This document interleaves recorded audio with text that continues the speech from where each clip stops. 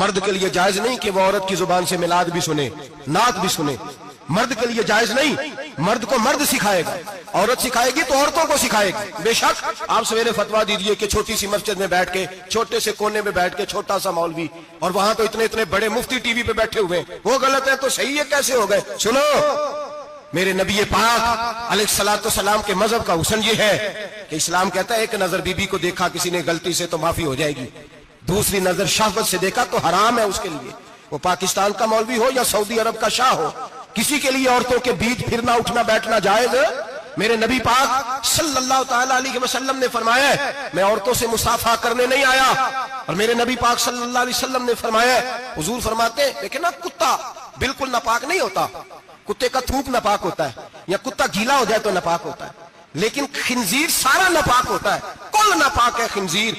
نبی پاک نے فرمایا خنزیر بھی ہو اور گند میں لتھڑا ہوا بھی ہو، پیشاب میں لتھڑا ہوا ہو، گوبر میں لتھڑا ہوا ہو، پخانے اور فضلے میں لتھڑا ہوا خنزیر ہو، اس کا جسم تیرے ساتھ ٹکرا جائے تو اتنا برا نہیں جتنا غیر محرم عورت کا وجود تیرے ساتھ ٹکرا جائے تو برا ہے۔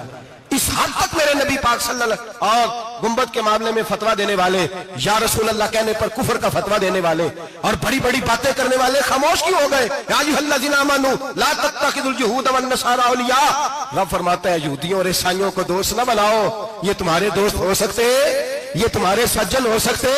جب عرش کا مالک کہہ رہا ہے سجن نہیں ہو سکتے تو دوستی کی بات کیسے بڑھا رہا ہے؟ یا رسول اللہ ہمارے سجن کون ہو سکتے ہیں؟ فرمایا تمہارا دوست وہ ہو سکتا ہے جو محمد عربی کا غلامی کرنے والا ہو، جو رسول اللہ کی نوکری کرنا ہو، دوست ہوگا۔ دوسرا دوست ہو سکتا؟ کوئی ایکٹر مذہب نہیں سکھائے گا، کوئی گویہ مذہب نہیں سکھائے گا۔ حضرت جناب سیدنا جنید بغدادی، بغداد کے پیر سے کسی نے پوچھا تھا آج سے 1100-1200 سال پہلے، وہ تو زمانہ ویسے نیکی اور پرہیزگاری کا تھا، کہا بابا جی مرد اور عورت نیک ہو، بغیر پردے کے، بغیر حجاب کے، بغیر دیوار کے بیٹھ کر ایک دوسرے کو دین سکھا سکتے ہیں؟ حضرت صاحب بتائیے مرد اور عورت نیک ہو تو بغیر پردے اور حجاب کے ایک دوسرے کو دین سکھا سکتے ہیں؟ تو حضرت جنید بغدادی فرمانے لگے سکھانے والا حسن بصری ہو اور سیکھنے والی رابعہ بصری ہو تو پھر بھی بغیر پردے کے بیٹھنے کی اجازت نہیں۔ تو مفتی صاحب کو اجازت کس نے دی؟ مولانا صاحب کو اجازت کس نے دی؟ بڑا وہ نہیں ہوتا جو ٹی وی پہ زیادہ آتا ہے، بڑا وہ ہوتا ہے جو رسول اللہ کے دین پہ عمل زیادہ کرتا ہے۔ حضرت عبداللہ ابن مسعود رضی اللہ تعالیٰ عنہ فرماتے ہیں زیادہ باتیں کرنے والا عالم نہیں ہوتا۔ حضور پھر عالم کون ہوتا ہے؟ فرمایا پڑھو قرآن، انما یخشی اللہ من عبادہ العلماء، فرمایا بڑا عالم وہ ہوتا ہے جو اللہ سے زیادہ ڈرتا ہے، اس لیے کہ رب فرماتا ہے میرے بندوں میں سے جو عالم وہ ہیں جو اللہ سے زیادہ ڈرتے ہیں، خوف رکھتے ہیں۔ تو میرے بھائی رمضان المبارک میں بچنا ہے، پرہیز کا وقت ہے، تو کوئی شخص بھی کوئی شو نہ دیکھے، میری منت ہے آپ حضرات، کوئی شو نہ دیکھے۔ عورت کا تو پردہ ہے تو ہمیں تو تماشے پہ لگا دیا گیا، عجیب قسم کے ایکٹر آ گئے اور مذہب سکھا رہے ہیں۔ میری اپیل ہے آپ سے کہ سحری افطاری کے وقت ٹیلی ویژن بند رکھیں، کیا چیز کھول کے رکھیں؟ یا قرآن کھول کے رکھیں یا رسول اللہ کا فرمان کھول کے رکھیں، اللہ رسول کی طرف توجہ رکھیں، وہ سیکھنے سکھانے کا وقت ہے۔ چھوڑے گویوں سے دین سیکھا جائے گا، ہمیں کوئی شکوہ نہیں، یہ پکی توبہ کریں، سویرے آئیں آ کے دین سکھائیں، اور میں ان سے بھی اپیل کروں گا کہ آؤ دین سکھاؤ۔ حضرت فضیل بن عیاض فرماتے ہیں میں ڈاکو تھا، کبھی کبھی چھپ چھپا کے جمعہ پڑھا کرتا تھا، پھر میں نے توبہ کی تو سچی توبہ کی، پھر میں نے توبہ کی تو رب کو راضی کرنے والی توبہ کی، پھر میں نے توبہ کی تو چھوڑی ہر شے، غریبوں کا لوٹا ہوا مال واپس کیا، جس کے پیسے نہ دے سکا اس کے گھر میں جا کے اس کی بھینسوں کو چارہ ڈالا، اس کے اونٹوں کی خدمت کی، میں نے قرضے چکائے۔ فرمایا میں سچی توبہ کر کے مسجد آیا، جس خطیب کے پیچھے میں جمعہ پڑھا کرتا تھا وہ میرے ہاتھ پہ بیعت کر کے مرید ہو گیا۔ اللہ تبارک و تعالیٰ نے اپنے بندوں کے دل میری طرف پھیر دیے، پھر تمہیں اس میں انعام دینے کی ضرورت نہیں پڑے گی، پھر تم کٹیا نشین بن کے بھی دین پھیلاؤ گے تو اللہ اس میں تاثیر پیدا فرما دے گا۔ تو روزے کا معنی رکنا ہے، روزے کا معنی بولیے، روزے کا معنی رکنا، کس سے؟ جھوٹ سے، غیبت سے، بدی سے، بد نگاہی، کھانے پینے۔ روزہ کس پہ فرض ہے؟ امیروں پہ کہ غریبوں پہ؟ جی کہنے میں تو کام ہی، میرا تو کام ہی محنت مزدوری والا، میں کیسے روزہ رکھوں؟ میں تو دیہڑی لگاتا ہوں تو روزہ کیسے رکھوں؟ میں نے نہیں کسی حدیث میں پڑھا کہ روزہ وہ رکھے جو دفتر میں بیٹھتا ہے، صحابہ کے زمانے میں تو دفتر ہوتے ہی نہیں تھے، کسی جگہ نہیں لکھا ہوا روزہ وہ رکھے گا جو اے سی میں بیٹھتا ہے، تب تو اے سی تھے ہی نہیں۔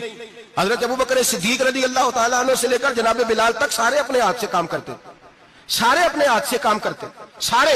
حضرت عمر فاروق رضی اللہ تعالیٰ عنہ خلیفہ وقت ہونے کے باوجود مال غنیمت کے اونٹ چرنے جاتے تھے تو چراگاہ میں چھوڑنے میں جاتے تھے، لینے بھی آتے تھے واپس۔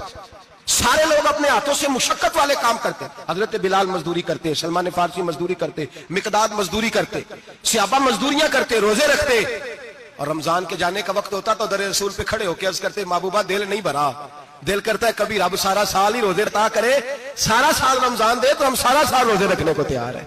जज्बा था, ताकत थी, हिम्मत थी। आज नौजवान लड़का है, कहता है मुझसे भूख बर्दाश्त नहीं होती। मेरे भाई, रब बीमारी ला देना, अल्लाह से दुआ मांगे, अल्लाह शिफाए अता फरमाए, और दुआ करें अल्लाह आजमाए से महफूज फरमाए। आप यकीन करें, मैंने लोगों को देखा है, हलक से कतरा नहीं उतरता, खुराक की नाली लगी हुई है, आला ग़िज़ाएं पकी हुई पड़ी है, अर्श का मालिक कहता है मैं तेरे हलक से गुजरने नहीं दूंगा, कानून बन गया। मैंने देखा है ड्रिप पे लोग जिंदा है, बोतल लगी हुई है, ग्लूकोज की, गुजारा चल रहा, आला ग़िज़ाएं पड़ी है, लाखों रुपया तिजोरी में पड़ा है। मालिक कहता है तू नहीं खा सकता, तो वो खाने नहीं देता, नहीं खाने देता। एक शख्स यूरोप के इलाके का, मैं किसी कालम नवीस का पढ़ रहा था, वो कहता मेरी खरबों में जायदाद है, लेकिन मेरे मेदे में ऐसी तकलीफ है कि मैं आटे को छान कर जो ऊपर से बूरा निकलता है सिर्फ वो खा सकता हूं, उसके अलावा मैं कायनात की कोई नेमत खा नहीं सकता। और मेरे भाई, वो जब चाहे तो बड़े बड़े खाने खाने से तुझे रोक दे, तेरे दांत चबा